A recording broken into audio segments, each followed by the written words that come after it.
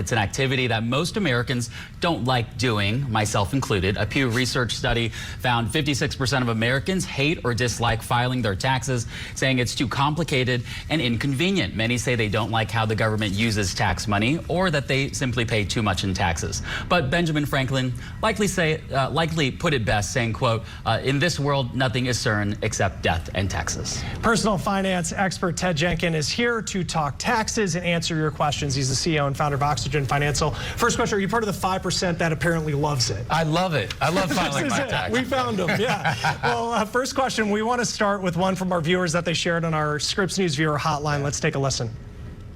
I've got a question on Obamacare or the Affordable Care Act 1095A regarding health care. It seems like this year that we've gotten tax liability for like over $3,000, and I'm wondering how do we combat this because never had to owe before. All right, Ted, what's your response? That's a good question. You know, in any year that you may owe money, the first thing you want to do is check your withholdings to make sure you were withholding enough money, because you could have had an abnormal year of income or you might have missed deductions. But people that qualify underneath the Affordable Care Act, they can generally deduct all of the health insurance premiums that they pay on their 1040. What probably happened to her is you have to be at or below 138% of the federal poverty level to get this deduction. So it's possible her income went above that level, and that's why she didn't get the deduction. But have to check all of it.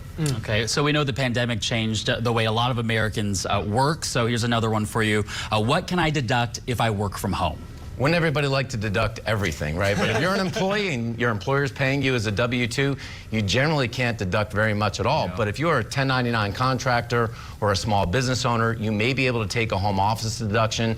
The easiest thing is to look at the IRS today has a $5 per square foot, up to 300 feet, so it's about $1,500, or the actual square footage of your house, then all the other deductions that come with it, equipment, furniture, computers, marketing costs, maybe even snacks that are in your house. I would remind people, though, if you lose money in 3 out of 5 tax years, the IRS could consider it a hobby, and they could disallow all those deductions. So you legitimately need to be in business. You can't be selling candles just for fun and saying it's a business. Okay.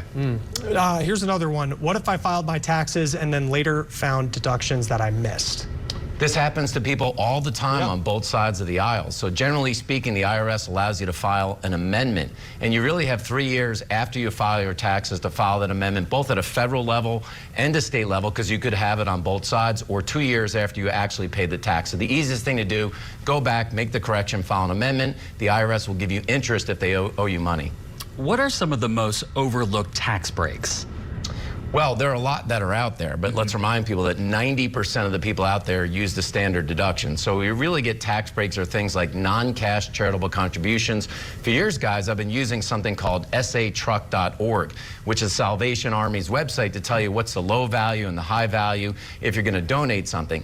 Tax credits are a big one. There's earned income tax credits, retirement savers tax credits, child care tax credits are a big one, even energy tax credits.